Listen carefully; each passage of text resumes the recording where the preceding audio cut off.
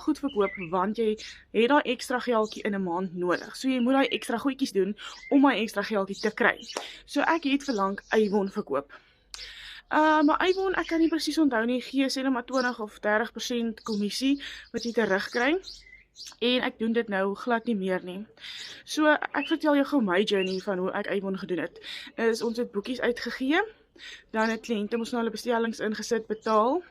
Party kliënte het nie dadelik betaal en dan help jy hulle nou maar, jy bestel so lank en dan betaal hulle later en dan ons het die goed afgelewer ook.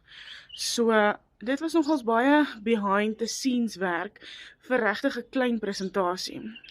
Langs voor die kort, ek het dit later heel en al gelos, aangegaan hier, daar, oralster, toe ontdek ek 'n besigheid wat my actually 100% inkomste gee. Ja, jy het 'n eenmalige fooi wat jy gaan moet betaal om jou besigheid te begin.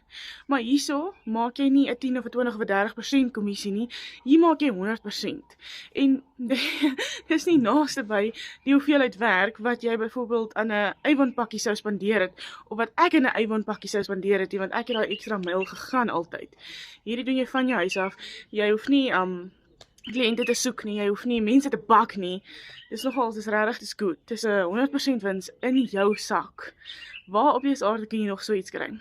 Ek kry nou tans 100% wins met elke kliënt in my sak.